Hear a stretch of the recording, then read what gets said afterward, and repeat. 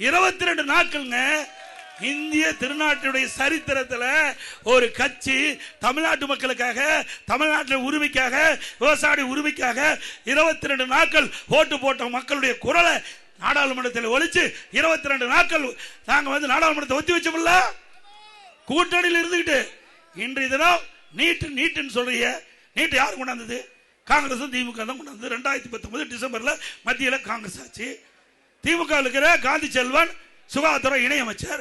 அப்பதான் நீட்டை கொண்டாந்தீங்க. கொண்டாந்ததும் அவர் தான், எதுக்குறதும் அவர் தான். யாரு கொண்டாந்தது, எதுக்குறதோ எப்படி பாருங்க, டபுள் கேம் ஆடுறாங்க.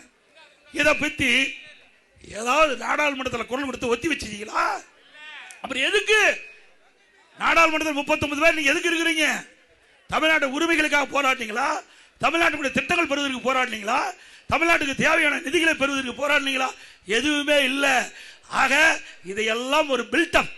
இன்றைக்கு இருக்கிற இந்த முதலமைச்சர் பில்டப் கொடுத்துட்டு வருகின்ற தேர்தலில் மக்களை ஏமாற்றி வாக்குகளை பெறுவதற்கு தந்திரமாக எடுக்கின்ற நாடகம் மக்கள் புரிந்து கொண்டார்கள் என்பதை இந்த நேரத்திலே தெரிவித்து, நல்லாட்சினா எடப்பாடியார் தான். வாக்களிப்பீர் இரட்டை இலைக்கே.